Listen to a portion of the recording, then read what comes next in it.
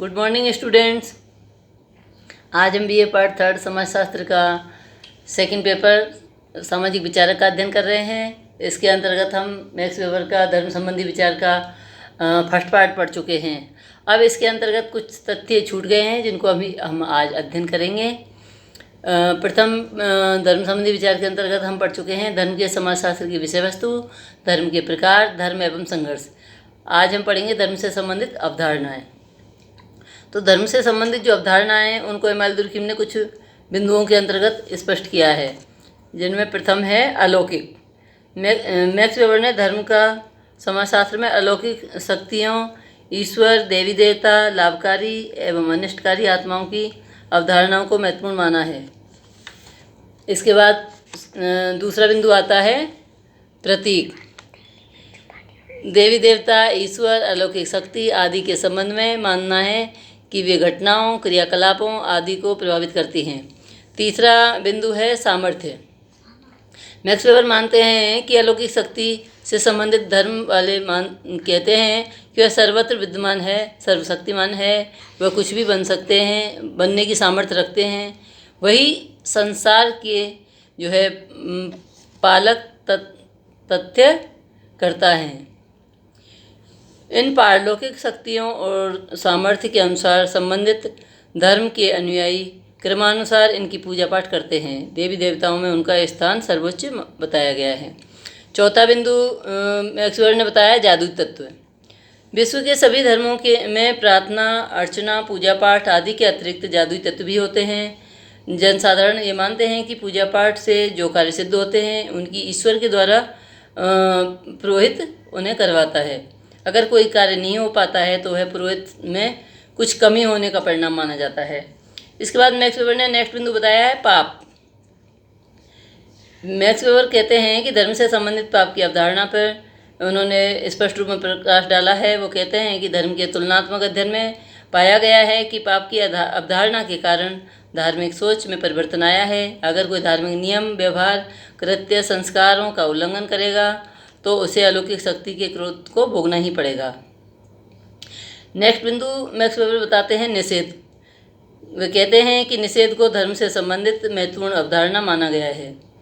धर्म को समझने के लिए निषेधों की व्याख्या तो नहीं की है, किंतु इसके गुण, दोषों और नैतिक व्यावहारिक लक्षणों पर प्रकाश डाला है। सभी धर्मों में कुछ कार्यों या क्रियाओं को करने पर प्रतिबंध लगे हुए होते हैं। इसके बाद जो है धार्मिक अधिकारियों के जो प्रकार और कार्य मैक्स वेबर ने स्पष्ट किए हैं वो निम्नलिखित हैं। इस बिंदु के अंतर्गत हम अध्ययन करेंगे पुरोहित और ओझा का, जो उनका प्रथम पॉइंट है। पुरोहित धर्म का व्यावसायिक अधिकारी होता है। उसका कर्तव्य ईश्वर की प्रतिष्ठा से संबंधित स्थापित करना होता है। इसकी गतिविधियां नियमित होती हैं, जैसे मूर्ति को प्रतिदिन स्नान करवाना, तिलक और चंदन लगाना, वस्त्र आभूषण पहनाना आदि। वह अपने कार्य में स्वतंत्र होता है। ओझा की जो परिस्थिति होती है वो परिस्थिति और कार्य पुरोहित से भिन्न होते हैं। ओझा भूत प्रेतों को भगाता और उतारता है। वह उन पर नियंत्रण करने की विद्या जानता है।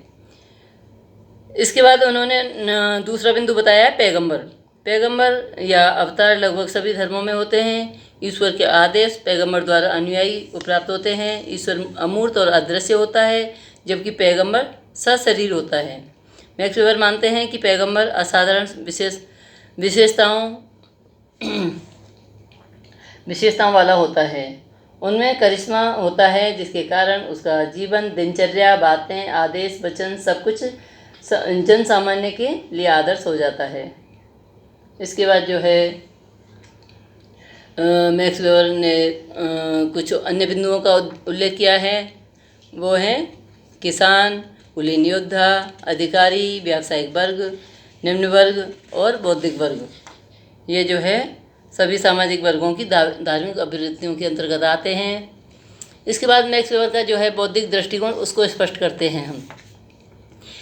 इसके अंतर्गत मैक्स वेबर कहते हैं कि मनुष्य का कर्तव्य ईश्वर द्वारा प्रदत्त अपनी आजीविका कमाने में होता है। इस प्रकार किस प्रकार कुछ सामान्य सिद्धांतों के प्रभाव से आर्थिक जीवन की तर्कना परकता बढ़ी है और कुछ के प्रभाव से घटी है। मैक्स वेबर ने जो है धर्म की समाजशास्त्री विवेचना में निम्न बिंदुओं का अध्ययन किया है, जिनमें प्रथम है एक औसत न्याय की धर्मनिरपेक्ष नीति और आर्थिक व्यवहार पर प्रमुख धार्मिक विचारों का प्रभाव। दूसरा मुख्य बिंदु है समूह की रचना पर धार्मिक विचारों का प्रभाव। और मैक्स वेबर ने तीसरा प्रमुख बिंदु बताया है विभिन्न सभ्यताओं में धार्मिक सभ्यता के कारणों और प्रभाव की तुलना के बाद पश्चिमी सभ्यता के तत्वों का निर्णय करना।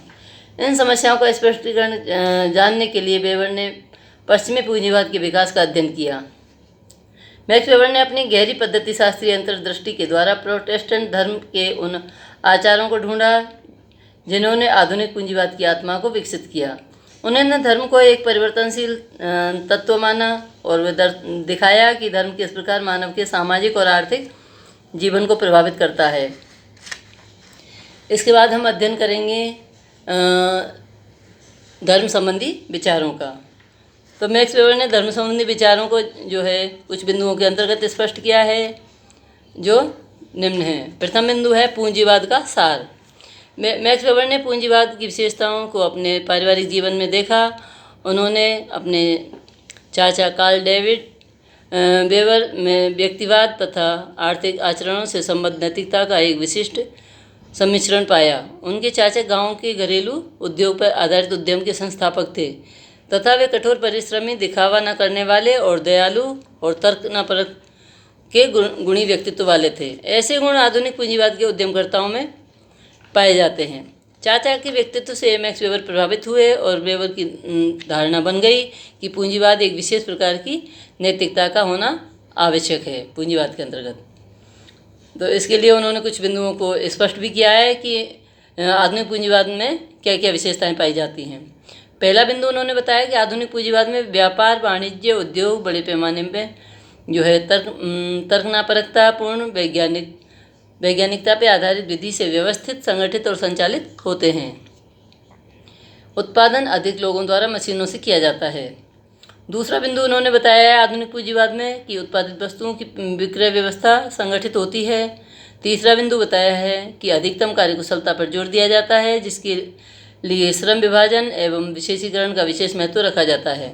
चौथा मुख्य बिंदु बताया है कि पूंजीवादी व्यवस्था का सर्वोच्च उद्देश्य अधिकतम लाभ कमाना होता है। और पांचवा मुख्य बिंदु बताया है कि इस व्यवस्था में जोखिम अधिक होती है। व्यक्ति में कर्तव्यपरायणता, आत्मविश्वास, व्यवसाय के प्रति पूर्ण निष्ठा होना आवश्यक होता है। तो यह है इनका पूंजीवाद का सार। दूसरा बिंदु है इनका प्रोटेस्टेंट नीति। धर्म संबंधी विचारों के बाद आता है कि प्रोटेस्टेंट धर्म की नीति और पूंजीवाद। तो प्रोटेस्टेंट धर्म की जो नीति है उसके अंतर्गत आधुनिक पूंजीपति जो है आर्थिक व्यवस्था को कौन सी शक्ति या कारक संभव बनाते हैं। तो मैक्स वेबर कहते हैं कि वह शक्ति या कारक प्रोटेस्टेंट धर्म की नीति या आचार हैं जो इस पूंजीवादी व्यवस्था को नियंत्रित, निर्देशित और संचालित और संतुलित रखते हैं। आधुनिक पूंजीपति व्यवस्था को बनाए रखने के लिए जिन आचरणों, मूल्यों, नीतियों की आवश्यकता होती है उनसे संबंधित अनेक प्रवचन, उपदेश, आचरण आदि प्रोटेस्टेंट धर्म से प्रभावित धार्मिक और सामाजिक नेताओं से प्रचारित होते रहे हैं। इसके बाद उन्होंने अध्ययन किया है कि प्रोटेस्टेंट धर्म की नीति जो है वो पूंजीवाद के अंदर किस तरह से उसको प्रभावित करती हैं। तो ये जो मुख्य बिंदु है प्रोटेस्टेंट धर्म की नीतियाँ एवं पूंजीवाद, इसको उन्होंने मुख्य बिंदुओं के अंतर्गत स्पष्ट किया है। पहला बिंदु है उनका, मैक्स वेबर बताते हैं कि कार्य ही पूजा है। दूसरा बिंदु है केल्विनवाद या व्यावसायिक आचरण। तीसरा बिंदु बताया है ब्याज की जो है आय है उसको मान्यता दी गई है। चौथा बिंदु है शराबखोरी पर प्रतिबंध और ईमानदारी को प्रोत्साहन मिलता है। पांचवा मुख्य बिंदु बताया है कि अवकाश पर रोक लगना चाहिए। इस प्रकार से प्रोटेस्टेंट धर्म में अगर कोई व्यक्ति लंबे समय तक अवकाश या छुट्टी पे होता है तो उसे अनुचित माना जाता है। इस प्रकार प्रोटेस्टेंट धर्म की नीति सदुपयोग, अधिक न सोना, व्यर्थ की बातचीत न करना, ईश्वर के ध्यान के स्थान पर कार्य करना, नशाखोरी नहीं करना, ईमानदार होना, मेहनत से काम करना, न्यूनतम छुट्टी लेना आदि के परिणाम स्वरूप ही पूंजीवादी सफलतापूर्वक विकसित हो पाया है। परंतु मैक्स वेबर की मान्यता नहीं है कि पूंजीवाद के विकास को एकमात्र जो कारण है वह प्रोटेस्टेंट धर्म की नीति या आचरण है। वे मानते हैं कि अन्य अनेक कारकों का भी इसमें प्रभाव रहा है। इसके बाद जो है नेक्स्ट बिंदु आता है संसार के महान धर्मों का अध्ययन। धर्म और पूंजीवाद के अंतर्गत उन्होंने स्पष्ट किया है। तो मैक्स वेबर कहते हैं कि धर्म और आर्थिक संरचना यानी पूंजीवाद के पारस्परिक संबंधों को जानने के लिए विश्व के 6 महान धर्मों का तुलनात्मक अध्ययन मैक्स वेबर ने किया था। ये जो 6 महान धर्म हैं वो निम्न है। प्रथम है कन्फ्यूशियस। दूसरा धर्म जिसका मैक्स वेबर ने अध्ययन किया वो है बौद्ध धर्म।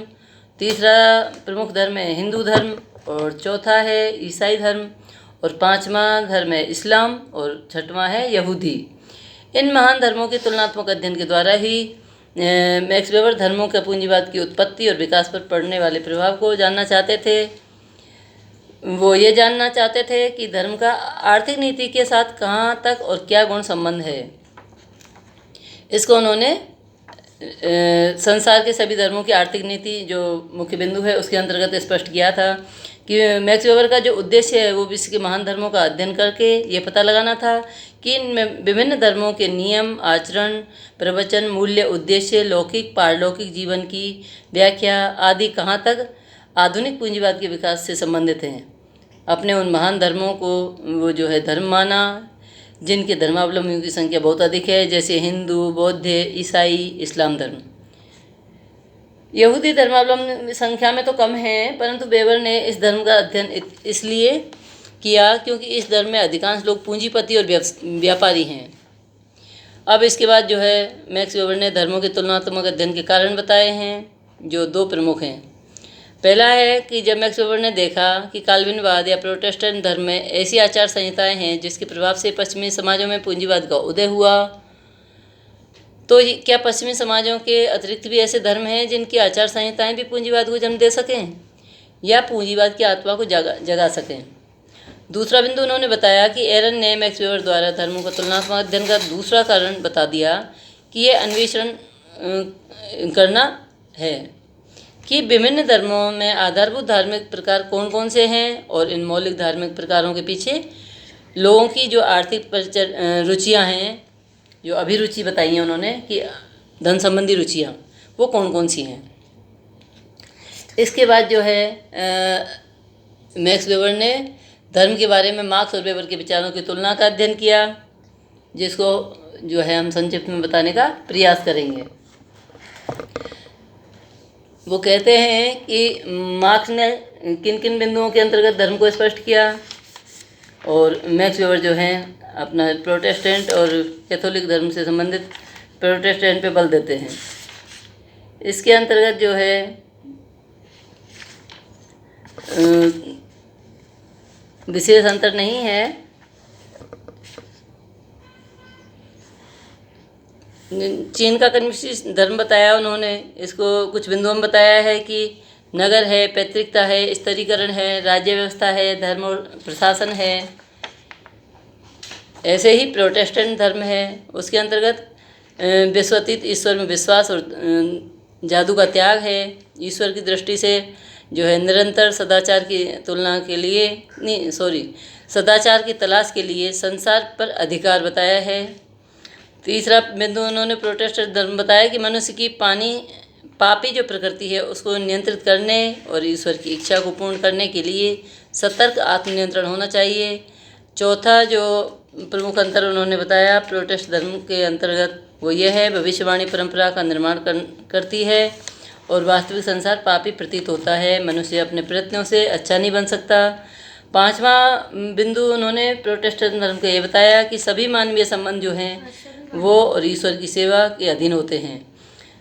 6वां बिंदु बताया कि वाणिज्यिक लेन देन, ऐच्छिक समितियां, कानून और लोक प्रशासन के आधार तर्कयुक्त नियम और समझौते हैं। 7वें बिंदु के अंतर्गत उन्होंने बताया कि उन सभी व्यक्तियों पर विश्वास जो धर्म भ्राता हैं।